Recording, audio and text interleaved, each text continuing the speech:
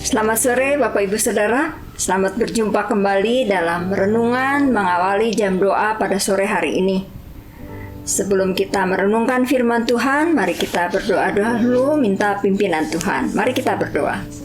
Bapa di surga, terima kasih untuk sore hari ini. Terima kasih untuk kemurahan Tuhan, kami boleh kembali merenungkan firman-Mu sebelum kami menaikkan doa-doa kami kepadamu, menaikkan syukur kami dan pujian kami. Terima kasih Bapa, dalam nama Tuhan Yesus kami mohon pimpinan Roh Kudus dengan penuh ucapan syukur.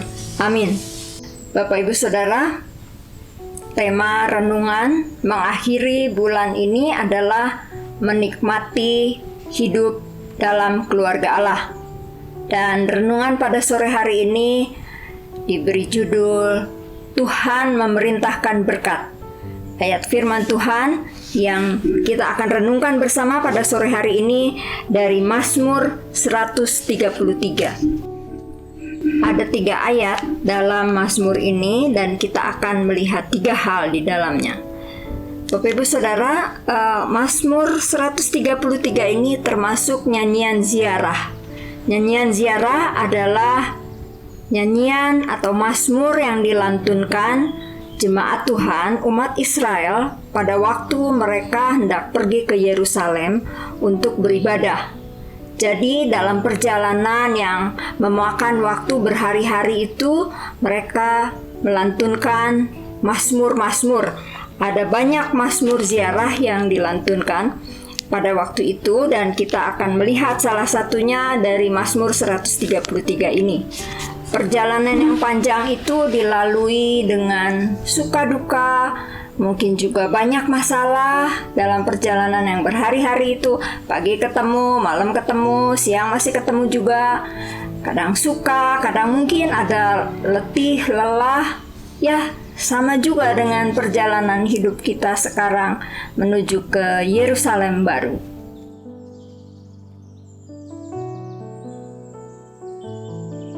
Kita melihat di ayat 1, sungguh alangkah baiknya dan indahnya apabila saudara-saudara diam bersama dengan rukun.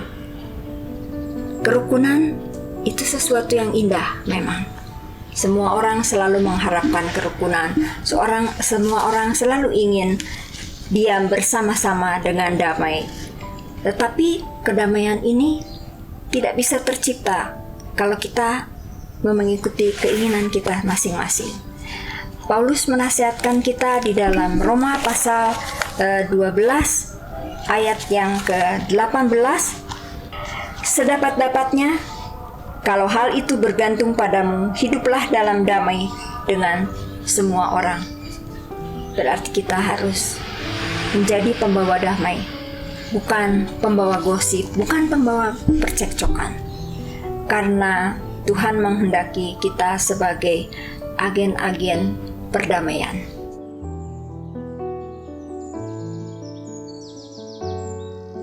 Di dalam ayat yang kedua, seperti minyak yang baik di atas kepala meleleh ke janggut, yang meleleh ke janggut Harun dan ke leher jubahnya.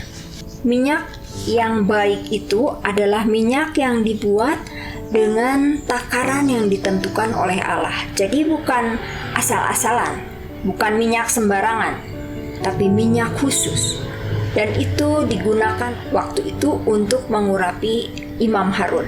Dicurahkan ke atas kepalanya dan minyak itu terus turun, mengalir terus ke jenggotnya yang panjang, terus ke lehernya, dan baunya semerbak kemana-mana. Semua orang bisa mencium harum bau minyak itu. Inilah penggambaran tentang kehidupan yang bisa menjadi berkat bagi orang lain.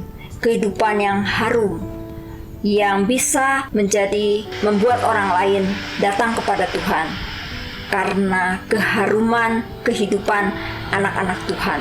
Ada sebuah ilustrasi seorang anak kecil yang memberikan kepada kakeknya hadiah boneka di usia kakeknya yang usia 90.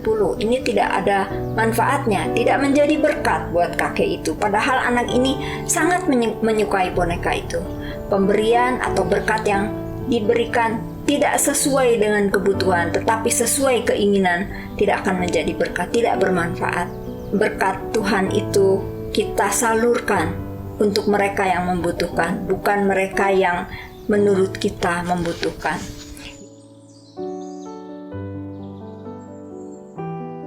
Di ayat 3 dikatakan, seperti embun gunung Hermon yang turun ke atas gunung-gunung Sion, sebab kesanalah Tuhan memerintahkan berkat kehidupan untuk selama-lamanya. Gunung Hermon itu gunung yang sangat tinggi. Kalau sekarang letaknya di wilayah Lebanon, di Beirut. Gunung yang tinggi itu mengeluarkan embun. Kemudian embunnya itu di sini dikatakan mengalir ke gunung-gunung Sion. Bagaimana mungkin embun dari gunung Hermon yang jauh itu, jaraknya kira-kira 2000 km, bisa sampai ke gunung-gunung Sion? Ini satu kemustahilan. Sesuatu yang mustahil bisa dilakukan Tuhan, karena memang Tuhan Maha Kuasa. Sebab kesanalah Tuhan memerintahkan berkat kehidupan untuk selama-lamanya. Berkat itu akan Tuhan perintahkan. Tidak perlu kita meraung-raung minta berkat Tuhan, tetapi berkat Tuhan itu diperintahkan Tuhan bagi saudara-saudara yang diam bersama dengan rukun. Berkat Tuhan untuk selama-lamanya sudah dicurahkan melalui kematian Tuhan Yesus di kayu salib. Tuhan Yesus mati untuk menebus dosa setiap orang yang percaya kepadanya. Karena keselamatan kekal hanya ada di dalam Tuhan Yesus Kristus. Kata Tuhan Yesus, akulah jalan dan kebenaran dan hidup. Seorang pun tidak sampai kepada Bapa kalau tidak melalui aku. Kesanalah kita akan menerima berkat kalau kita menerima Tuhan Yesus. Jadi kita harus datang kepada Tuhan. Kita yang sudah menerima, bagikanlah berkat itu kepada orang lain. Tetapi kita juga harus hidup rukun supaya orang lain mau. Kalau kita tidak hidup rukun, nanti orang lain akan berkata, ngapain saya ikut dia juga ribut terus. Kita perlu menjaga kerukunan itu dengan saling merendahkan diri di hadapan Tuhan, saling mengasihi saudara dengan yang lain, saling mendukung satu dengan yang lain. Biarlah firman Tuhan ini bisa menjadi berkat bagi kita semua. Tuhan Yesus memberkati. Selamat berdoa.